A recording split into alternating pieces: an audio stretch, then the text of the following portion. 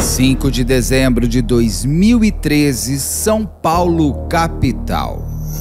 Sabrina tinha apenas 2 anos e meio quando passeou pela última vez de mãos dadas com o padrasto Jefferson de Oliveira.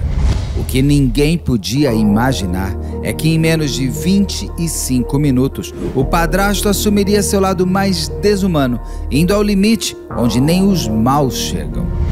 Confira a segunda e última parte da entrevista que fiz com Vitor, pai de Sabrina, que conta como foram esses mais de 10 anos para conseguir ver justiça pela filha e voltar a pensar no futuro sem olhar para trás. Depois, com o passar do tempo, Beto, agora a coisa fica mais, mais, como é que eu posso dizer, cabulosa ainda. Porque com o decorrer da investigação, descobriu que o gerente desse barzinho, nessa casa, tinha um caso com ela, ou seja, agora ele já era Nossa Senhora. Diretamente de um dos endereços mais famosos do Brasil. De um dos principais cartões postais da cidade de São Paulo. E com as transmissões feitas dos nossos estúdios na Avenida Paulista. Eu sou Beto Ribeiro e eu pergunto, que crime é esse? Cara, então assim... Por que tanta gente ajudou o Jefferson? E até hoje é uma pergunta que eu queria ter resposta. Beto, eu de verdade, assim, cara... E ninguém ajudou uma criança? Ninguém ajudou uma criança. Eu questiono muito, assim, sabe? Às vezes, assim, eu falo assim... Sabe por que tanta coisa ainda... Porque tem muita coisa... Sabe quando você sente que tem muita coisa que poderia ainda ser esclarecida? Uma coisa, eu lembro, assim... 2013, estamos em 2024 e ainda não temos. Assim, Beto, eu conversando com o Leniel... Leniel Borel, sim, pai do Henri Borel. Pai do Henri, a gente conversando e falando assim... A gente fez a mesma pergunta, né? Um dia a gente estava tomando café junto, fazendo a pergunta, falando... Leniel, cara, por que eles não falam, sabe? Assim, não abrem, assim... Ó, que já tá lá, cara, já tá preso, já... Que no meu caso já foram condenados e tal, tudo. O cara pegou 40 anos de cadeia.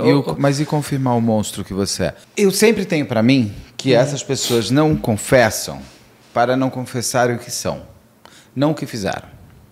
Porque nada como existirem pessoas acreditando nelas, então existe sempre um... E se eles forem inocentes? Sim. E não são esses monstros que a gente acha que são, né? Então, porque foi a pergunta que eu fiz, por que tanta gente ajudou? Por que tanta gente... E por que ninguém impediu de a menina passar pelo que passou? Porque, já tinha tanta gente para ajudar ele. Acesso que eu tive ao inquérito, Beto, quando a doutora Sato falou que foram por volta de 51 pessoas arroladas nesse processo. Nossa Senhora! Até hoje eu não sei de onde surgiu tantas pessoas, porque tanta gente, né, assim, ajudando ele. Ou sabendo de alguma coisa, ou teve contato nesse dia. Eu não imaginava que tanta gente tinha tido contato, tinha tido uma aproximação nesse dia, ou ali, sei lá. Cara, e tanta gente. E por que tudo isso aconteceu? E por que ainda surgiu o clube da defesa que ainda teve de defende.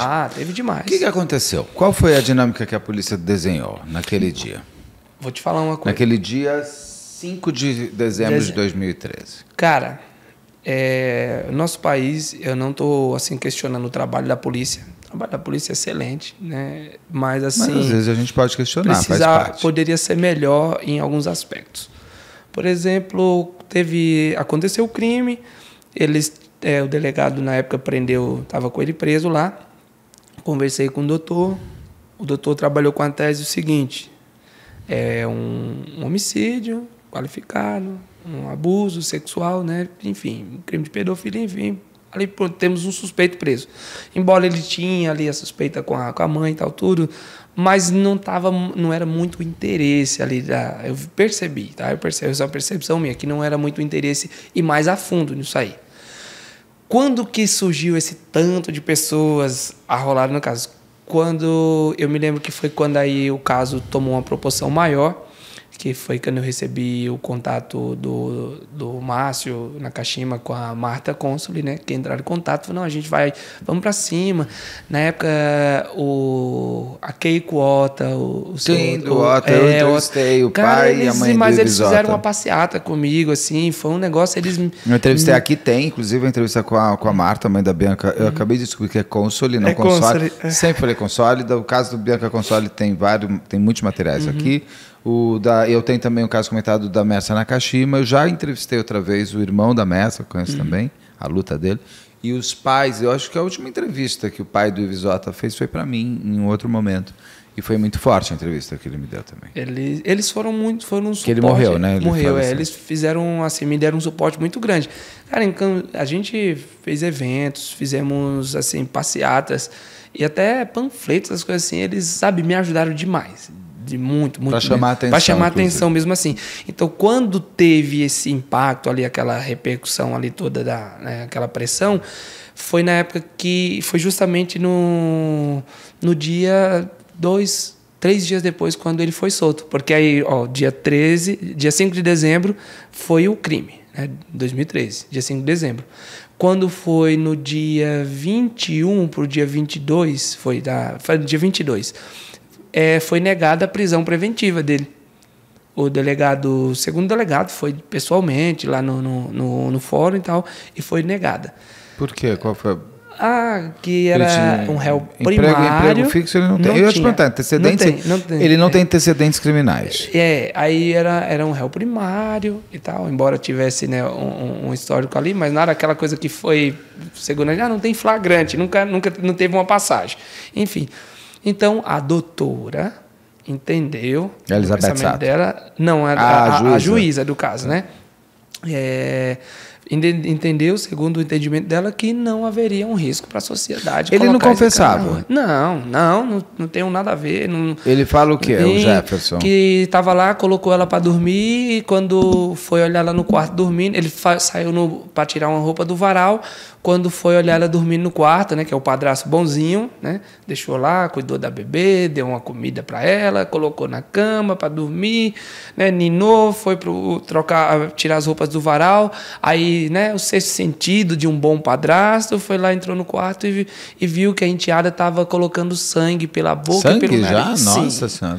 E aí resolveu chamar os vizinhos para pedir um socorro médico, onde a irmã, que estava fazendo o curso de enfermagem, fez os primeiros socorros, o vizinho também colocou dentro do carro, foram os 3 levar para o hospital e dentro do carro ela se reanimou, olhou para todo mundo e tal, coisa que o laudo médico descredibiliza total. E o laudo médico diz que ela morreu de quê? Foi vítima de esganadura, né? Estrangulamento e os violência abusos sexual, tanto anal quanto vaginal. Uma criança de 2 anos e meio, meu Deus do céu, como uma pessoa consegue fazer isso? E Beto, ela era assim, que monstruosidade. É uma criança frágil, sabe, assim. É com qualquer idade é monstruoso, mas uma menina de 2 anos e meio. E aí ele nega tudo, todo mundo nega, todo mundo confirma que ele foi isso. Assim, uma pergunta, o que ele estava fazendo com ela? Lembra que eu falei da irmã, que a mãe da Sabrina passou os cuidados dela para uma irmã mais nova dele? Segundo ele, essa irmã tinha saído, não me recordo para onde que ele falou que ela tinha ido, numa escola, alguma coisa, e ele ficou cuidando dela, até a irmã voltar. Porque a irmã estava cuidando dela. Mas ela chega na casa. Quem chega é a irmã mais velha. Não. Ele chega com a Sabrina às 16h15. Isso. Né? 16h01.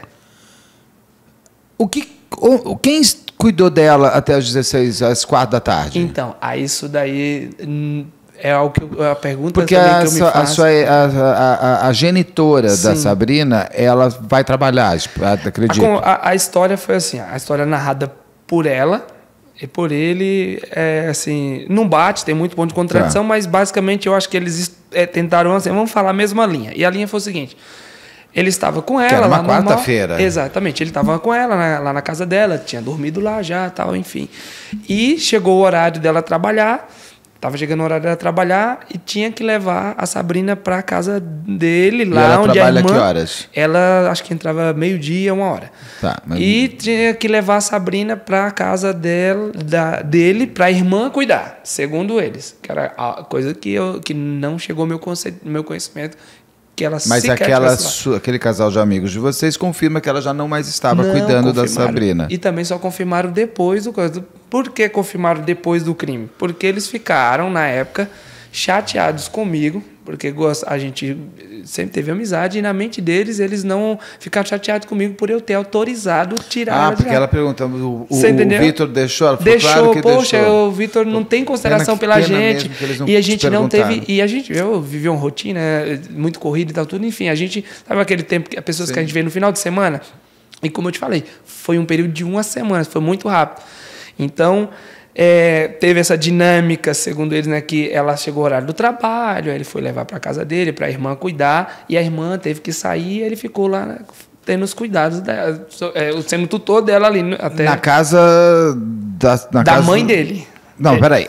A mãe da Sabrina não tinha que entrar no serviço ao meio-dia? Sim. Então, ela tem que sair de casa às 11 horas. Exatamente. Então, das 11 horas da manhã até as 4h01. 4h01. Ele ficou com ela na casa da Sabrina. Ele não sabe explicar. Não, porque é o seguinte, se ele aparece chegando na casa dele às 4h01, o que ele fez? Das 11 horas da manhã, quando ela saiu, até as 3h50, ele desce de onde? Ele chega de ônibus, ele chega de carro? Ele chega de carro, que é na hora que ele disse... Porque assim, essa imagem que passa na hora que esse pastor, que era conhecido dele e tal, enfim... dá a carona para ele, a imagem da câmera já pega o carro parando embaixo, aí ele abre a porta... Não é o mesmo pastor que foi te buscar? É o mesmo, o mesmo. Espera um pouquinho. O mesmo pastor que foi te buscar, ele dá uma carona para o Jefferson e a Sabrina até essa câmera que vai mostrar eles indo. Isso, que está 100 metros da casa dele. Por que esse pastor deu carona? De onde? Então, ele disse que encontrou eles numas ruas, um quarteirão antes... E ali viu eles andando e tal, por conhecer, levou e deu uma carona que era próximo. Mas um quarteirão, tudo próximo, sabe? Então, Beto, é uma história desconversada. Mas de onde que o Jefferson está vindo das 11 da manhã até as 4? Ele não fala? O Jefferson não sabe explicar isso, explicar entre aspas, não sabe explicar isso para a polícia, não sabe... Aliás, só para a polícia que foi a única que ele abriu a boca para falar alguma coisa, né? No julgamento gente, ele não falou nada? Não. Silêncio e tudo ali o tempo inteiro. Quem cala consente. Não disse nada. Enfim. E esse intervalo de tempo que ficou em interrogação. E aí onde eu tinha falado sobre a questão da investigação policial. Ficou naquela, teve a repercussão, aí o delegado, né, não sabe... Ele delegado, inclusive, pouco tempo depois ele saiu, era um dos primeiros casos assim, que ele estava pegando e ficou pouco tempo como delegado, enfim. E... eu falei, cara, eu vou correr atrás. Fui correr atrás. Mas o que essa menina fez às 11 da manhã, às 4 da tarde? Parece a história da fera da Penha, que fica andando com a menina. Então, agora eu vou falar para você uma coisa mais interessante ainda. Quando o delegado falou que, tipo assim, o cara não tá preso, lá a gente já tem... Ele é o assassino. Eu falei, doutor, mas deixa eu falar uma coisa, o senhor sabe que vai para o judiciário. Quando chegar no judiciário, lá na hora de um julgamento, esse cara quer prova, os caras querem algo mais concreto. Não é só o cara que está ali. Beleza, o senhor pegou o cara que deu entrada com a minha filha morta no hospital e tal, não sei o quê. Mas a defesa do cara vai dizer que não. Eu falei... E aí eu pedi pro delegado, eu falei assim, doutor, seja sincero para mim, cara... que percurso que ele falou que fez com a minha filha. Ele falou, Vitor, ele falou assim, tal, a história não bate, porque se a mulher sai para trabalhar meio-dia, o cara era para chegar, eu falei, tá, mas eu quero o percurso que ele disse que fez. O que ele disse que ele fez? Você entendeu? Aí ele falou o percurso que fez da casa lá, que também não bate, que é um percurso que ele caminharia, dá mais ou menos 1 hora de caminhada, mas, poxa, vamos lá, de 11, vamos imaginar que fosse 11 horas. De 2 anos e meio. Ô, Beto, é muito tempo. Com sol? Você entendeu? Tava sol aquele dia, tava dezembro? Tava sol. Mas estava um sol. Agora tá verão o tempo inteiro, mas assim, dezembro não é um mês sangue. Tava razoável. Mas mesmo assim, é um percurso de 1 horinha, não tinha como passar essa eternidade andando. Além do mais, depois de ter recebido uma carona na metade do percurso. Esse pastor foi feito perícia no carro dele? Sim, foi feito perícia e tal, tudo. Até então, foi descartado. Não sei, tinha GPS naquele carro do pastor que mostrasse o percurso que ele tinha feito naquele dia? Teve percurso tentando pegar por câmeras esse carro passando antes? Não. Se ele pega ele um quarteirão antes, eles conseguem chegar em alguma câmera? Sim. 2013 já tinha alguma coisa. Tinha. Ele consegue, tanto tem essa câmera. Eles conseguem chegar em alguma câmera mostrando ele entrando no carro um quarteirão antes. Beto, se eu falar para você que todas as imagens que a polícia teve, fui eu que consegui. Eu fui atrás de tudo. Por isso que eu te falei, eu sentei com o delegado e eu falei... Você que conseguiu a imagem de ele... Eu falei bem assim, doutor, eu não sei se o senhor tem filha, não sei qual é a vida do senhor, não me interessa. Só interessa que eu sou um pai, perdi minha filha, eu vou até o fim. Eu, tipo assim, naquela noite eu pedi para fazer justiça com a minha própria... Até a imagem que ele chega no carro, porque isso é fundamental para saber a roupa que ela estava. Eu fui atrás, Beto. Aí o delegado passou, eu peguei, baixei o mapa, Google Maps, tudo bonitinho, saí pontuando, segundo o que ele tinha falado, um ponto da rota bateu. Que ponto da rota bateu? A rota final, já próximo da casa dele, que foi do ponto no quarteirão onde ele, supostamente, o pastor encontrou com ele e deixou ele Mas você vê ele entrando no carro do pastor? Não tinha, na rua que ele entrou não tinha câmeras. Alguma câmera? Não tinha. Aí eu consegui 2 imagens de câmeras, que é uma câmera que pega o carro entrando na esquina e a outra que pega o carro parando na outra esquina e deixando ele. Foi as imagens que eu peguei. Mas outras 2 câmeras que eu consegui no meio do percurso, quando a polícia chegou lá, era de uma padaria e outra era de uma agência de carro. Falou que as câmeras não estavam funcionando. A gente sabe que estava, mas sabe que nem todo mundo quer se envolver com isso. Essas câmeras seriam fundamentais, porque essa da padaria pega o ponto justamente onde ele diz que encontrou o pastor lá. Ah, para ver... Por que não foi levado mais além essa questão dessas testemunhas, Beto? Tem uma coisa que, cara, me incomodou muito na época e até hoje. Como quando teve essa questão da repercussão, enfim, a doutora Sato entrou no caso, foi no dia que pediu a prisão preventiva dela também. Aí pediu a dela, pediu a dele, a gente estava fazendo uma... Ele já foi preso no próprio dia 7. Foi preso no dia 5 e foi solto no dia 22.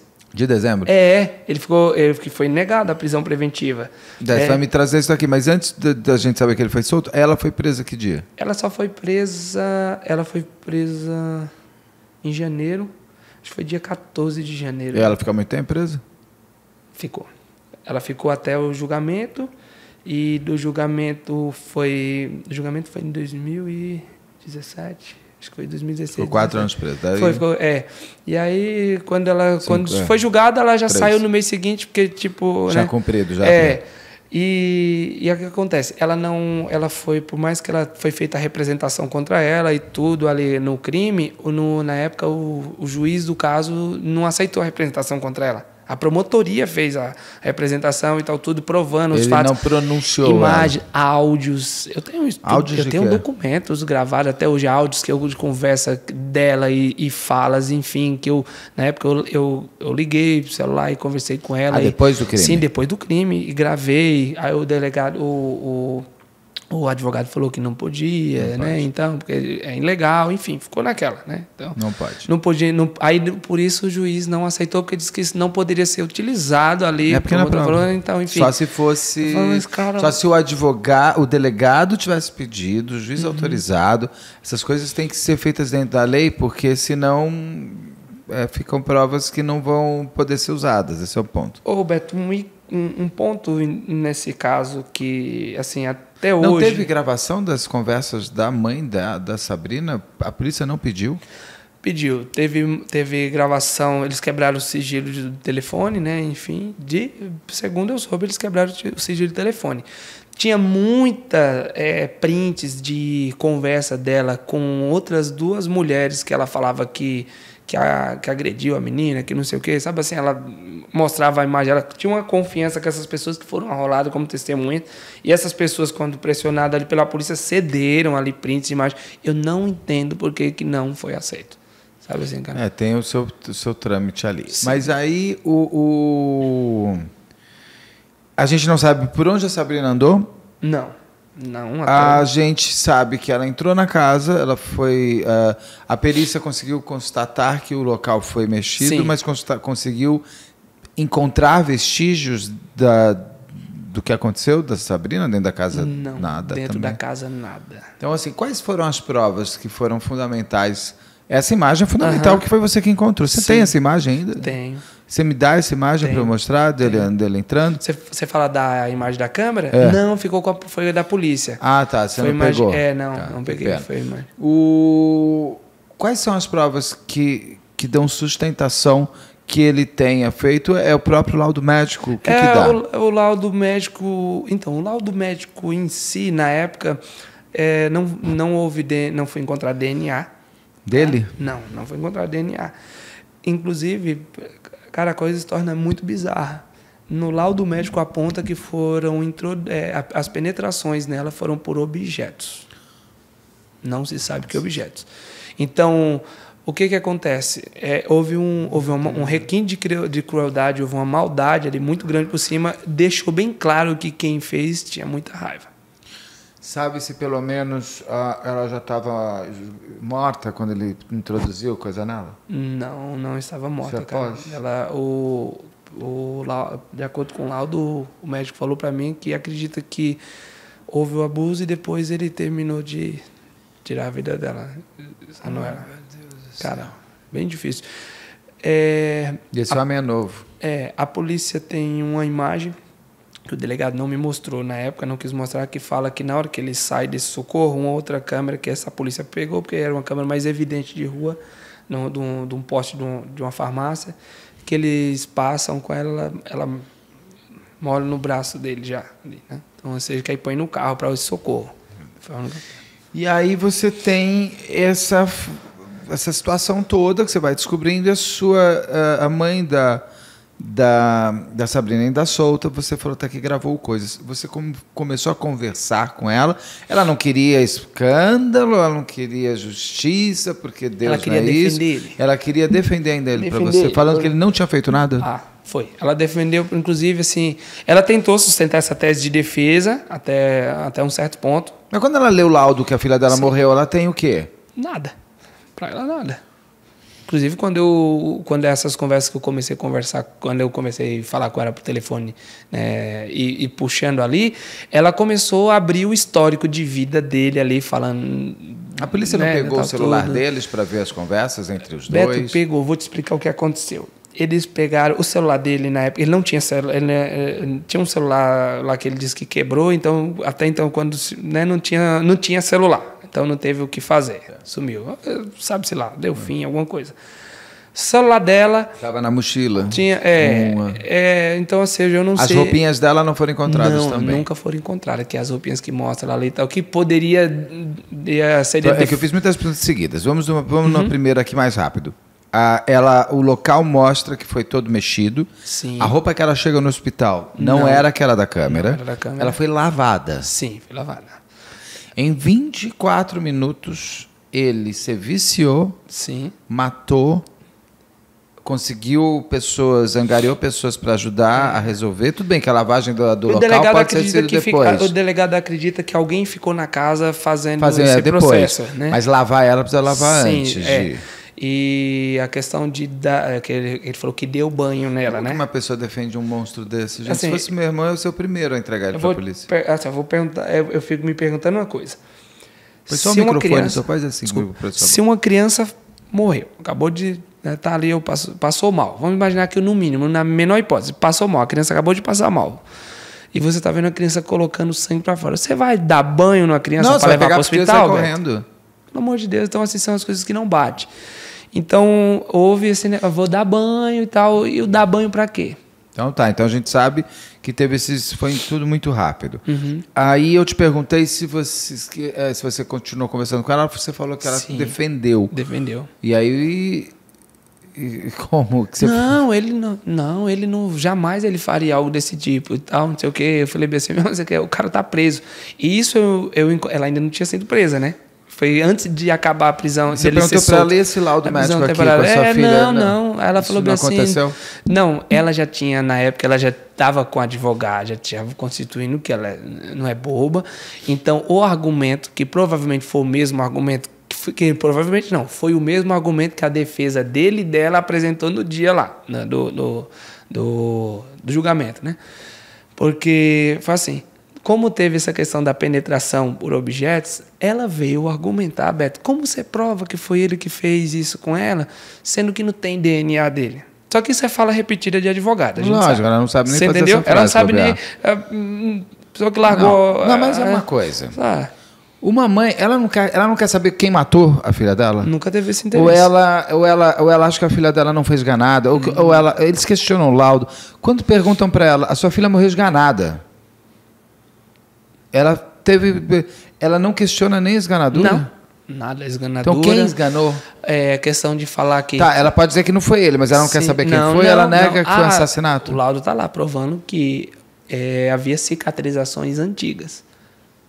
Não interessa para ela saber o que havia, porque o mínimo de uma mãe, né? Se a cicatrização... Peraí, quem que estava abusando da minha filha? Ela só diz o seguinte, como você prova que foi ele que enfiou uma coisa na minha filha? Não se minha filha enfiaram, não, dane-se. Não, minha filha não, Beto. Para ela é a menina. Ela não fala minha filha? Cara, a menina. O tempo todo, a menina.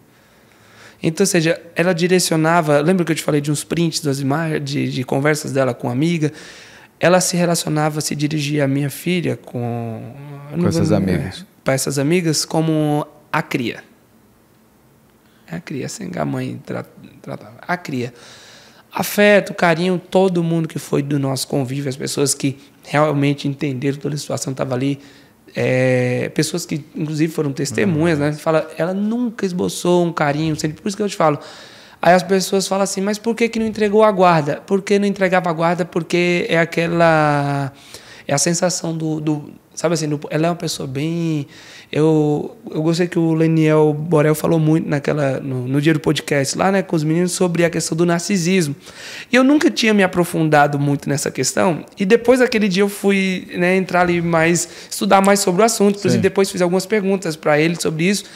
E era um perfil dela, Beto. Era um perfil. Ela e ela. A bonitona, sempre a melhor de tudo. Assim, sabe aquela pessoa superior, às vezes, não menosprezando, mas assim, não tinha nada na vida, mas assim, tinha aquela imagem, queria passar aquela imagem que era assim, não aceitava perder nada. Então, sabe aquela pessoa que tem tudo no controle, inclusive... Ver se faz sentido. Uma pessoa que nosso relacionamento acabou por motivo de infidelidade, a parte dela. Mas depois que a gente foi cada um para um canto, ela se relacionando com o cara, né, lá, e, enfim, todo o relacionamento que eu me envolvi, que ela descobria, essa mulher, ela causava um inferno até findar. Que ela pode ter uma vida. Se você não quer estar com alguém... Você é dela. Você entendeu? E aí você ficou nessa... Por que ele é solto dia 22 de dezembro? Ele foi preso dia 5 de dezembro e dia 22 não foi dada a preventiva. Ele estava em temporária, é isso? Estava em temporária. Ele foi preso no dia 25 no flagrante. Né? Como eu falei, ele levou no hospital, o médico já na hora constatou que ela já entrou em óbito. Ele falou bem assim, quando ela entrou no hospital, no pronto atendimento, que eles dizem que ela chegou lá viva, não sei o que, mentira. O médico, tanto que foi muito rápido, minuto, ela entrou, o enfermeiro saiu já, falou bem assim, quem trouxe a criança que acabou de entrar?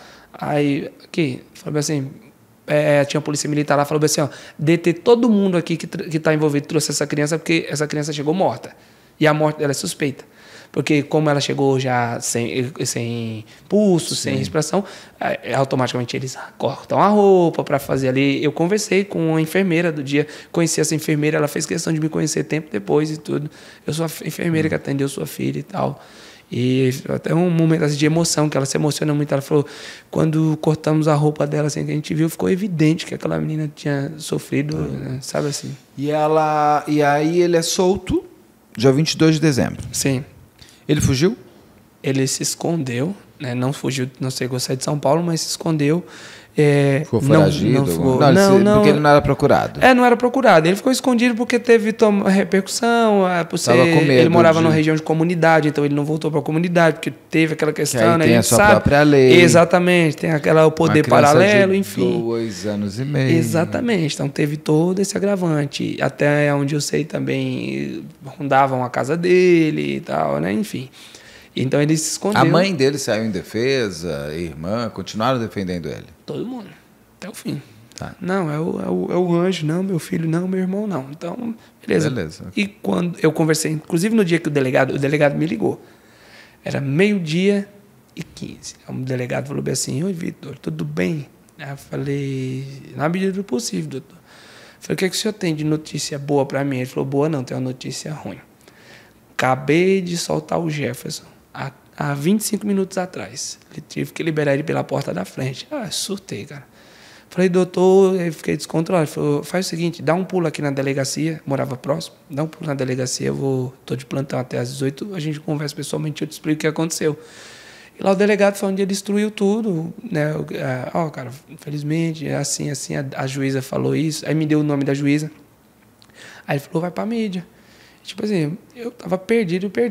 Aí não sabia por onde começar, nem nada. Eu falei, cara, Aí montei uma página no Facebook, na época dela, de justiça e tal, tudo. E no mesmo dia que eu montei a página, tipo assim, começou o pessoal seguindo e foi onde chegou na Marta e no Márcio. Aí eu recebi a ligação deles no mesmo dia à noite. Não, Vitor, a gente tá junto, fica tranquilo, assim, tal. Eu lembro do caso, a Ana Cristina, mãe da Eloá, também. Então, assim, o pessoal veio dando esse apoio e aí a gente foi para cima. Aí foi onde entrou foi no dia 22, foi dia 22 mesmo.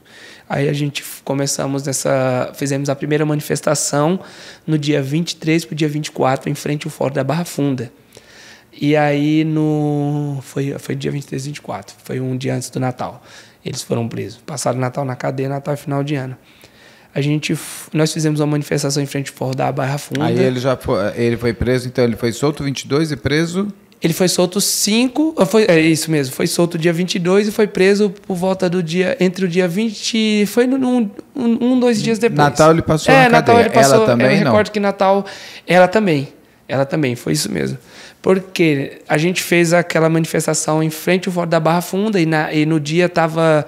Todo o meio de comunicação da tarde estava... Estava por ali. Então, ou seja, as emissoras todas estavam passando ao mesmo momento. E então saia do microfone e ia para o outro. E aí eu expus a juíza, eu tinha o nome dela, eu falei, doutora, fulana de tal, né? E eles estavam acompanhando lá de dentro. A juíza pediu o afastamento do caso e passou o processo. E aí entrou um promotor lá, o doutor Vigílio, entrou o doutor Vigílio. Esse cara foi fundamental assim, para ajudar no caso. E ele desceu e falou bem assim, Vitor, ele saiu lá fora, a gente estava lá de fora do fórum, porque não pode fazer manifestação lá dentro. Como tinha muito familiar de vítima que já teve repercussão, estava todo mundo lá comigo, o seu Ota, estava todo mundo. E então deu aquele impacto, aquela pressionada neles. E aí ele falou bem assim, fica tranquilo, hoje a gente resolve, ainda hoje eu prometo que os assassinos da sua filha vai estar preso hoje. Esse cara volta para a cadeia e vou te falar, a mãe vai junto. Aí passou para a doutora Sato, foi onde entrou a doutora Sato, foi a partir desse momento. Fomos de lado do fórum direto para o DHPP, tá do lado, né?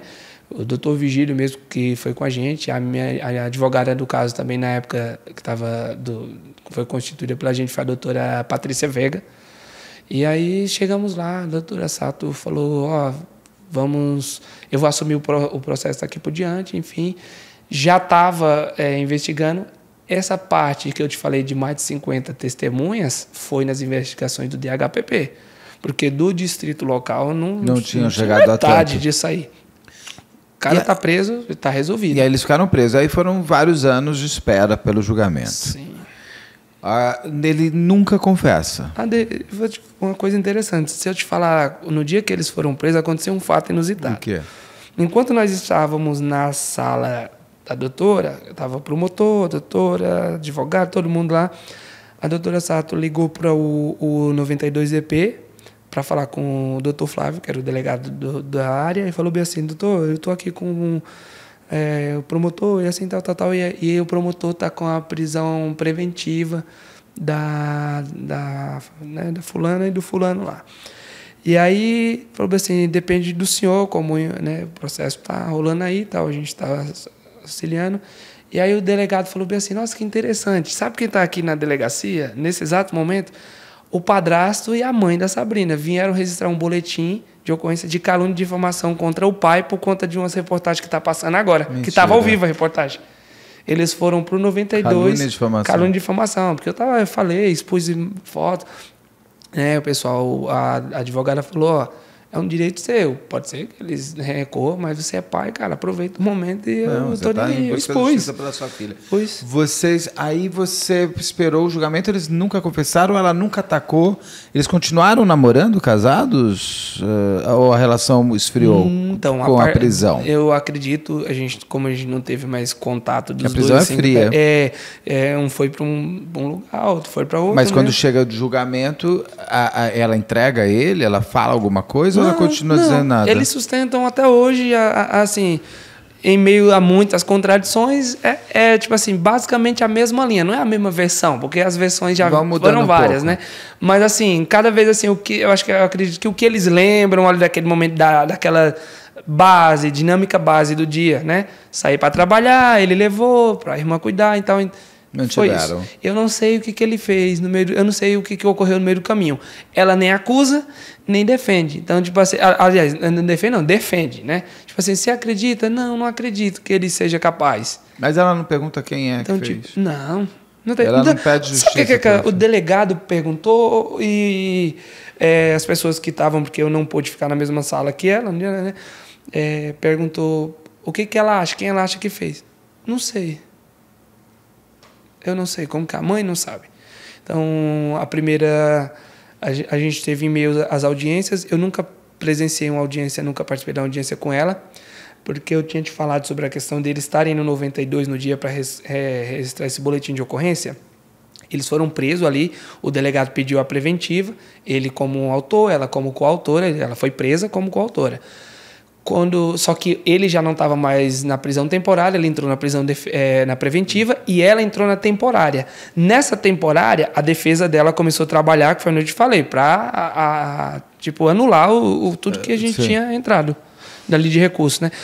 Só que com a exibição do rosto dos dois ali na mídia e tudo, vieram aparecer alguns casos, vítimas de roubos. Cara, roubo besta. Dos dois. Roubo de coisa de tênis, de celular, sei lá o que era, sabe? Vítimas deles.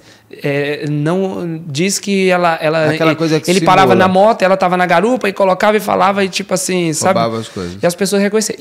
E ela tinha umas tatuagens e tal, tudo, então as pessoas reconheciam e falavam, e não teve assim, as imagens, inclusive as imagens que eu exibi dela na época, tinham impresso, tá aqui, a mãe da Sabinesa, pode colocar aqui e tal. Eu me responsabilizo, o padrasto é esse aqui, eu me responsabilizo. Se alguém quiser processar... E aí eles ainda foram processados... São processados por roubo. Por assalto, e aí a prisão preventiva dela sai... Quando acabou a temporada, a preventiva sai por conta desse roubo. E aí ela ficou presa. E aí ele já não era mais réu primário, que agora tinha, né, mais crime. E ali teve as qualificadoras, depois as qualificações dos crimes, enfim. E ele foi condenado a quantos anos? E 40 pelo quê? anos. 40 anos por homicídio. Por homicídio qualificado, antes da lei, vulnerável, enfim. Antes da lei do pacote anticrime. Então ele só ficará no máximo 30 anos preso. Isso. Ele já está solto? Porque já foram 11 anos. 11 anos, Não. Então a gente sabe, ele está num presídio no Paraná, estado do Paraná. Porque ele é de lá? Não, ele é daqui. Não sei qual o motivo que mandaram. Mandaram para Paraná? Eu perguntei até se estava em Tremembé. E aí, mas ele pode sair em semiaberto daqui a pouco. Qualquer momento. Ela saiu com 4 anos, né? Ela ganhou apenas de quanto tempo? Ela, como foi rejeitado ela entrar como homicídio, como no caso do homicídio, ela respondeu pelo crime de roubo, que pegou uma pena, acho que foi de 6 anos e ficou 4. Então ela não foi condenada pela morte da filha? Não. Esse crime... E ela ficou esses 4 por conta do processo ali rolando. O promotor, envolveu, ela participou das audiências, ela entrou nas audiências até então como suspeita, mas ela não... Acho que na segunda audiência já não estava... O juiz já entendeu ali, de acordo com tudo que foi apresentado ali, que não tinha necessidade, que ela não dava para... Não seria. E ela foi solta? Vocês se encontram? Não. Vocês moram próximos ainda? Não, porque eu acredito que eles nem, assim... até quando eu soube, eles tinham ido embora para o Rio de Janeiro. A mãe, a família. Eu vejo o irmão e a irmã né, que são pessoas assim, que eu já vi na rua, conversei, assim, tentei falar sobre o caso, ninguém conversa nada, ninguém sabe nada, se calam, nem me falam assim. Sabe, assim, cara, o que você acha? Assim, ó, paralisa. Nossa. E assim, eles, eu não sei, talvez tenham receio de mim, né? Porque é difícil, cara. Pós tudo, como é a vida depois de tudo? Como está a sua vida hoje, 11 anos depois? Como foi reconstruir? O que você reconstruiu? Você me contou, no começo você casou, que você tem a vida que você desenhou. Então, você é uma pessoa feliz, mesmo Sim, faltando um pedaço de você. Mas como foi essa reconstrução? E o que você fez? Reconstrução, assim, da vida, Betão, não foi da noite pro dia. Não, foram em meio, desde o crime, eu acredito que foi uns 3 anos, eu entrei numa depressão profunda. Então, assim, foquei naquela questão de justiça, né? Julgamento, então, assim, até o último, então, dedicando aquilo ali, então não tinha a cabeça mais para lá, não sei para isso. Quando saiu o julgamento, eu conheci minha esposa em 2015, que é minha esposa hoje, né? Estamos 8 anos casados. Já nos conhecemos 3 meses, nós nos casamos, né? Conhecemos num ambiente totalmente diferente, a pessoa pós-graduada, uma outra vida, um outro patamar de vida. Enfim, a gente, 2 anos depois, tivemos a Estelinha, minha filha, que é idêntica, cara. Sabrina, tem quantos anos assim, hoje? Tem 6. 6 aninhos. 6 aninhos. E, assim, o casamento me ajudou, mas, assim, quando veio o nascimento da Estela também... Ela tem noção, Estela, da irmã dela? Tem. Em casa, assim, tem foto para tudo que é lugar, né? Eu tenho uma tatuagem, então ela até fala, papai, por que você não faz do outro lado com o meu nome? Aí, tipo assim, ela conversa, às vezes corta o coração. Agora que ela tá chegando, que ela vai fazer 7, agora o ano que vem, né? Mas ela é muito... Ela chegou, a gente colocou ela na escolinha com 5 meses. Então, a gente trabalha muito, eu tenho uma empresa, minha esposa trabalha também, tem escritório de contabilidade. Então, assim, a vida da gente é aquela correria, aquela rotina corrida. Então, ela... período integral na escolinha, a gente já paga uma escolinha para ter um estudo. Então, ela avançou muito rápido, assim, é muito esperta. E agora, Beto, eu me deparo, assim, com as perguntas dela, assim, em casa que machuca. Sabe, assim, um tempo, eu sou muito feliz hoje, mas me machuca que ela pergunta muito. A minha irmã, pai, como que ela tá? Eu vou ver minha irmã, sabe, eu queria tanto a minha irmã. Quem seria a Estela hoje? A Estela... A Estela não, Sabrina. Não, a Sabrina. A Estela está hoje. Como seria a Sabrina hoje? Ela estaria com 14 anos? 14 anos, O que você acha como ela estaria? Uma adolescente... Cara, pelo jeito dela, assim, ela era muito meiga, assim, carinhosa e engraçadinha ao mesmo tempo. Eu vi um dia falar assim, que diz que a primeira filha, se for mulher, diz que sai a cópia do pai. Ela era. Eu inteiro, assim, né? Inclusive, foi uma fala que o sujeito usou lá atrás, o Jefferson usou, falando para uma pessoa, diz assim, essa menina, ela é nojentinha igual o pai. Ela é idêntica. Sabe? Aí a gente entra naquilo que a gente já conversou aqui. Querer ali estar no meu lugar e não me suportar. Nossa, enfim, sim. né? E no futuro, né, Beto, assim, foi um período que me ajudou bastante. Essa questão eu tive bastante... Passei um tempo para essa questão da revolta, do ódio, né? Você já era pastor antes? Não, eu me tornei pastor depois, né? Eu já tinha feito alguns cursos de teologia, eu sempre gostei de dar aula de teologia. Eu falo assim, a religião... Eu passei por diversas religiões na minha vida. E eu falo assim, você precisa ter o respeito por todas elas. E eu procurei saber de cada uma. Eu nasci dentro de religiões de matriz africana. Minha mãe, né, foi mãe de santo por muitos anos. Então eu conheci um pouco de tudo. Fui estudar o budismo, o judaísmo, o hinduísmo.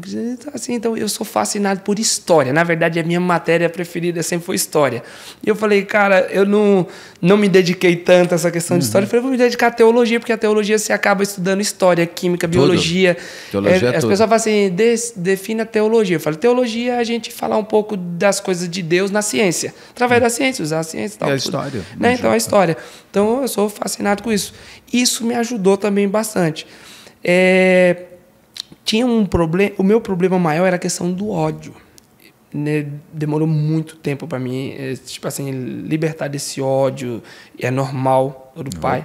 Né? Hoje até eu converso assim, falando com com algumas pessoas passaram, com a Marta, com o Leniel, mesmo a gente conversa assim, e a gente passou pelo mesmo processo, hoje a gente fala abertamente, nós não temos ódio, nós não queremos hoje vingança. Eu já quis vingança, eu queria vingança e não escondo, mas assim, hoje eu quero a justiça. Né? É possível perdoar? É justiça. Você como pastor, Beto, homem que fala, que estuda... Beto, deixa eu te explicar sobre o perdão. Todo mundo me pergunta muito sobre isso, né? Porque, inclusive, eu gravei alguns podcasts cristãos, né? E a gente fala muito sobre essa questão do perdão. Eu vou te falar sobre o que é perdão. O conceito de perdão que as pessoas têm e que, inclusive, muitos religiosos tiraram da Bíblia, e eu falo os próprios cristãos mesmo tiraram da Bíblia o conceito de perdão, é um conceito equivocado. Né? Porque, assim, deixa eu te explicar de uma forma mais prática. Conceito de perdão, à vista da sociedade. Assim, a pessoa cometeu um crime, se tornou o algoz da minha filha, né? Tirou a vida da minha filha. Eu perdoo fulano de tal.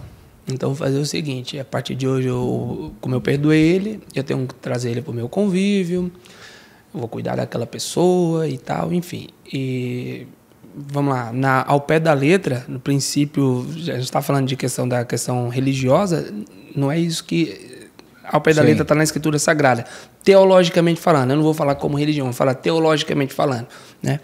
Por A mais B, o que é o perdão? O perdão não é para quem cometeu o crime, o perdão é para mim, porque a minha vida estava parada, eu não conseguia ter cabeça para trabalhar, a depressão tomando conta de mim. Hoje eu tô até com um corpo, mas você vê nas matérias, procurar as matérias, eu era assim, magérrimo. Cara, sabe?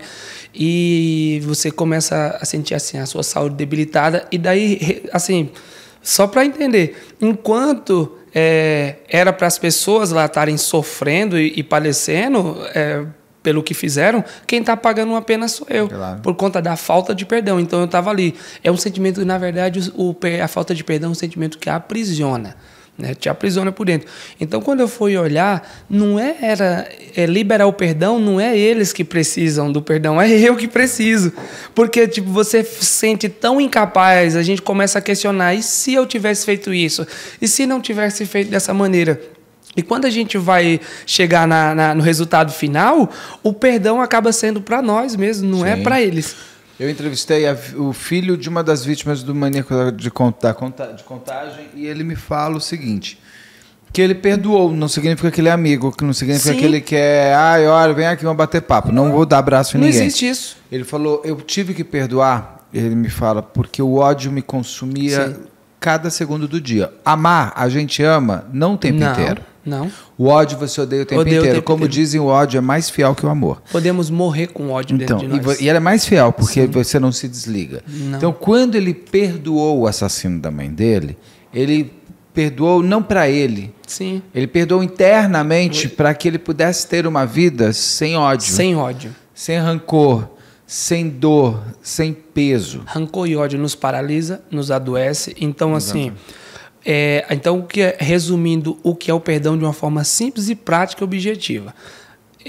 Eu, que estava com a minha vida paralisada, a gente paralisa a vida por conta do ódio e a gente quer a justiça pelas próprias mãos ali. Então, esse é o nosso conceito de justiça, fazer com as nossas próprias mãos.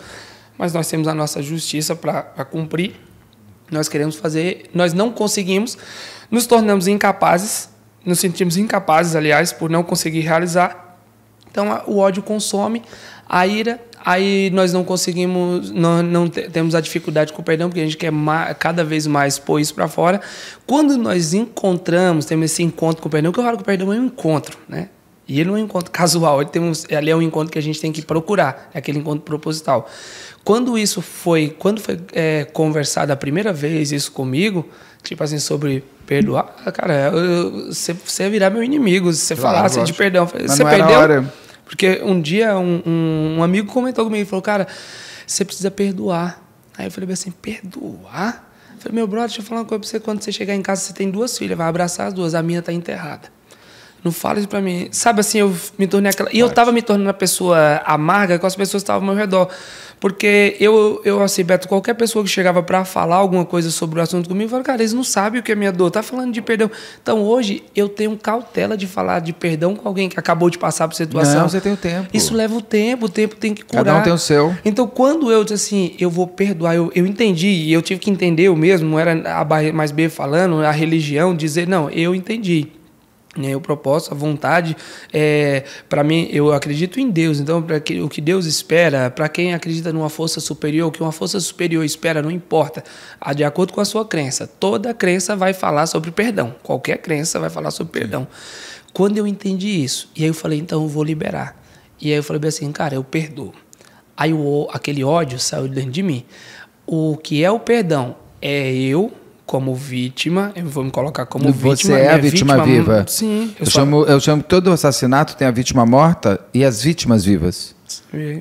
Pronto. Você tem a vítima, você é a vítima viva. Eu como vítima viva. A Estela, sua filha, é uma vítima viva, porque ela não teve o direito de conhecer a irmã. Não teve direito e questiona todos os dias. Então, eu como vítima viva, eu vou me libertar desse ódio, dessa sensação de vingança, deixar a justiça para quem faz, que é a justiça, né? A gente tem todo um aparato de justiça. Se a justiça entender o que é 40 anos, se for 30 anos, é claro que se eu souber que saiu na rua, meu irmão, vamos ligar, procurar pessoal de novo, reportagem, se der fazer, a gente vai fazer reportagem, vai correr atrás, vai advogado, a gente vai, porque o mesmo livro que está falando sobre perdão é o mesmo livro que está falando sobre fome e sede de justiça. Você entendeu?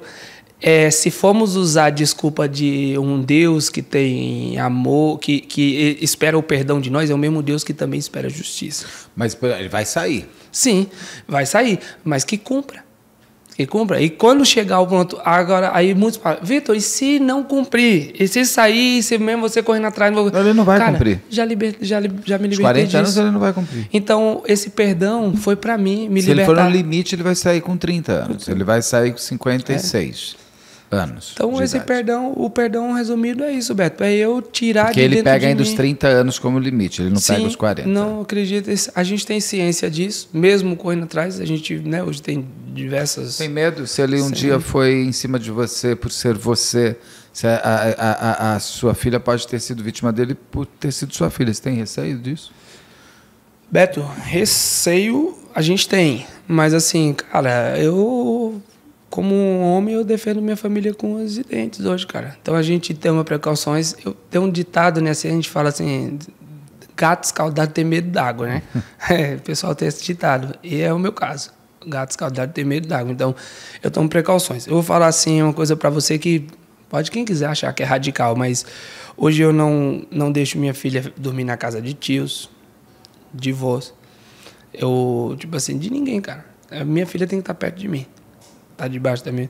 Na minha casa, eu não você quero... não pode também transformar ela na Rapunzel, né? Não, nós não... Lá em cima na torre. Eu tenho esse cuidado também, né? Isso é muito importante também falar, até porque às vezes as pessoas estão ouvindo Carol, minha fala exemplo, e se torna... A Carol, a mãe da Isabela Nardoni, que também passou por um sabor como você, ela fala, eu me preocupo muito em não criar o meu filho, meus filhos não são em Arredondo. E ela teria todos os motivos do mundo também, como você tem, né? Eu me preocupo por conta das pessoas, mesmo que a gente não sabe, não conhece, não. Hoje a gente conhece a mente dos seres humanos ali, que a gente pode chamar de seres humanos, que cometeram essa atrocidade. Então, eu paro para pensar assim, ó, se uma pessoa que era mãe, entre aspas, colocou no mundo, foi capaz de fazer tudo o que fez, com aquela que tinha o sangue dela, que dirá com a que não tem o sangue dela. Então, hoje, a escola da minha filha... as pessoas que buscam relação controladas, eles sabem do caso, todo mundo sabe da história, então, ou seja, só eu ou minha esposa retirar ela no caso de uma urgência, só se a gente ligar para a escola. Num caso extremo, a avó materna, então, entendeu, assim, que mora muito próximo da escola. Eu não fico paranoico também nesse negócio de... Peraí, tudo que você está me falando, minha mãe era assim. E ela não perdeu nenhum filho. Não perdeu nenhum filho. Isso é natural de você proteger. Então isso é bom que eu vejo, né, que eu sei que faz parte. Você tá não deixar ninguém tirar o seu filho da escola, a não ser você, tá correto? Sim. Você não pode, assim, senão... Desculpa.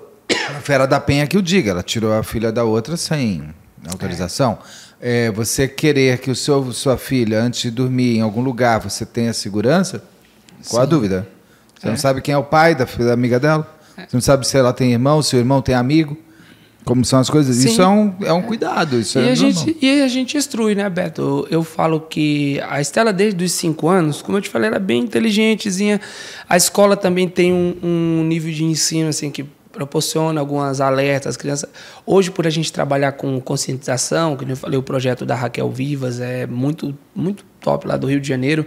Ela trabalha em palestra de escola com conscientização com as crianças sobre a parte íntima, que é como você explicar para os filhos. Sim. Você tem um filho de 5 anos, como é que você vai explicar que não te toca aqui os nomes? Então a gente tem esse diálogo com ela.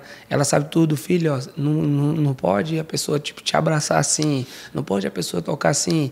Adulto não pode falar que é seu namorado. Você entendeu? São aquelas coisas que a gente vai educando, e ela é muito esperta com isso. Ela sabe o que aconteceu. O pessoal fala, poxa, mas para uma criança de 5, 6 anos saber que a irmã foi assassinada, assim, ela sabe o que aconteceu. Eu imagino que ela não tenha a dimensão do que é um assassinato, nada sabe que, né? Mas ela sabe já o que é a morte. Sabe que, o que é a perda. Exatamente, sabe que a Sabrina foi vítima de maldade, de um homem mau, da mãe, ela sabe que foi a mãe da Sabrina, então, tipo assim, a gente tenta. E hoje o ambiente também dentro da minha casa, como é um ambiente muito tranquilo, um ambiente muito de paz lá dentro, sabe? A gente tenta não transparecer para ela também, para que ela não desenvolva um ódio, porque a mente humana ela absorve. E assim, claro. Poxa, minha irmã que eu não conheci, como assim? Sabe, porque qualquer caso de assassinato já nos revolta. Criança, então. E da maneira tão brutal da sua filha, brutal. Foi muito brutal. Então, eu me preocupo na dinâmica que eu passo esses fatos para ela, de não passar a ira, a revolta, aquela... Por isso que eu falo, aí entra o perdão. Então, o que é o perdão? É não jogar mais para fora, não exalar mais a ira, a revolta. Vitor, Mas você consegue não lembrar disso em algum momento do dia? Beto... Assim, não lembrar é impossível. Eu consigo, assim, viver, você passar, assim, sem sentir sem ficar lembrando do calor, dos fatos, das pessoas. Eu lembro dela, da perda dela, né, assim. Não da forma que ela foi embora. Não, eu procuro não lembrar, assim. Acabo falando muito sobre o assunto, porque sempre eu estou em alguma palestra, alguma coisa, acaba a gente tendo que estar falando sobre o assunto. Hoje, por repetir diversas vezes o assunto, alguns momentos, dependendo do ambiente, às vezes a gente fica mais emotivo, a gente chora, até porque se tornou mais natural falar. Sim. Então a gente consegue falar hoje, em alguns momentos, a gente pode até embargar um pouco a voz, daquela, né, travada, mas assim, rolar mesmo aquela lágrima e aquele desespero assim, que a gente tinha no início, a gente já aprende a controlar. Sim. Porque o tempo vai curando. Vou te falar uma frase assim, ó. Hoje eu não sinto mais aquela dor de sofrimento da perda. Hoje eu sinto aquela dor de saudade, que é aquela dor que você, poxa, você olha e você fala, cara, mas é um arrancar, né? Você foi amputado. Sim, você pode pôr uma prótese que vai ajudar você como se fosse igual. Mas você sabe que uma parte de você se perdeu. É um luto também, que é uma marca eterna. Quando você encontrar com a Estela, o que você vai falar para ela? Com a Estela não, quando você encontrar com a Sabrina, o que você vai falar para ela? O que você vai fazer? Acho que todo mundo já assistiu aquele, ou leu A Cabana, né?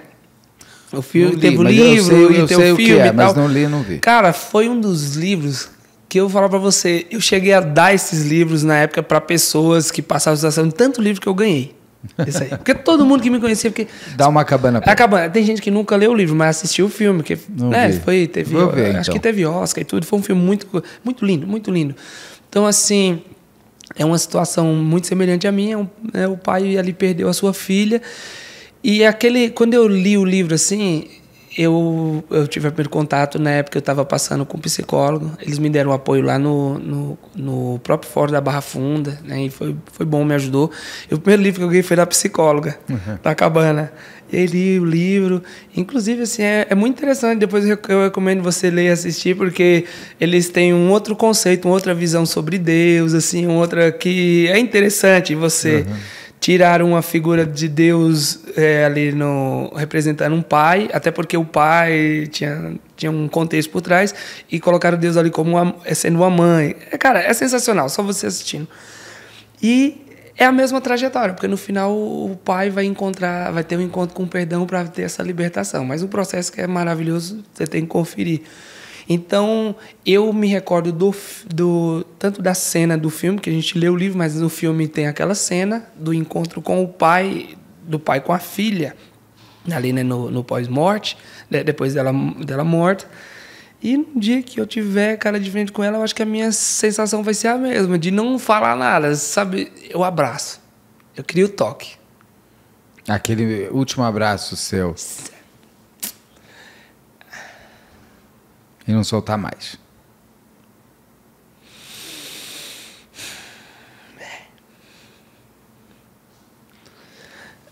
É 11 anos. Você quer... Desculpa. Do quê? Porque assim, quando a gente perde, que a gente ama, o que a gente quer é o toque, cara. É o cheiro, é o abraço. Sabe assim, o calor. Eu só quero o abraço. Não me interessa, assim, o que aconteceu nesse período até lá, o que foi, o que passou, saber. Só o abraço, né? Só olhar nos olhos. Chega em casa e abraça a Estela e abraça as duas juntas. As duas. É idêntica. São idênticas. Pede licença para a Estela e fala, mas eu vou estar abraçando a Sabrina às vezes também. eu falo para minha esposa. A minha esposa, ela é muito compreensiva com essa situação toda, né? Eu falo para ela assim, nega, eu abraço a Estela assim e eu aproveito para abraçar a Sabrina.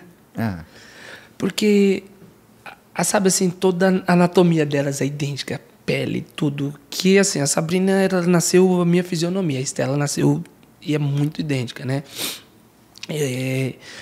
E, cara, assim, é ela. Assim, todinha, assim, sabe, aquele momento que eu tenho, eu sei que é a Estela, porque tem uma personalidade totalmente diferente, a Estela é mais assim, mas esteticamente falando, a voz é muito idêntica, então, tá aquele momento que às vezes eu tô em casa, eu falo assim, papai. O papai, assim, quando chama, cara, é o mesmo. Aí dá aquele... sabe quando dá aquela travada? Então, é inevitável não lembrar, não ter como conviver todo dia, porque... E o ponto positivo disso, Beto, é que eu comecei, quando a Estela fez 2 anos e meio, eu comecei a viver o que eu sonhava em viver com Por exemplo, uma das maiores dores para mim, depois da dor da morte, é claro, foi no mês de janeiro, consequente ao crime. Me ligaram para falar da escola, da creche, para falar sobre a vaga dela que tinha saído. Meu irmão, e aí, a gente quer falar com o responsável, Sabrina, tal. Aí eu falei assim, eu sou o pai da Sabrina, né, que saiu a vaga dela, tal, e a gente queria que o senhor escolhesse, tem entre 2 crianças. Eu falei, então, a Sabrina foi morta. A Sabrina não está mais viva. Cara, então ali ficou um ponto marcante.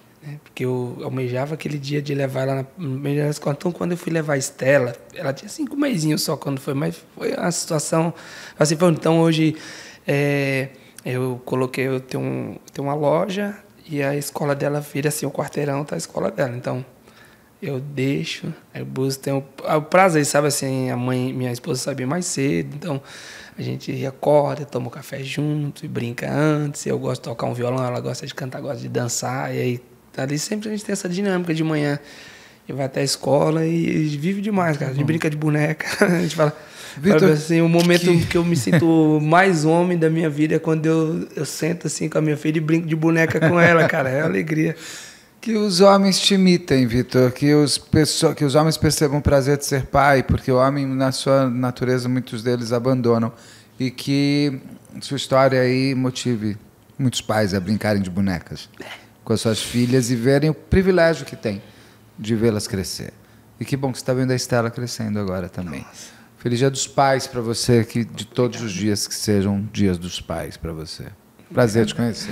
Prazer. Muito obrigado. Obrigado mesmo.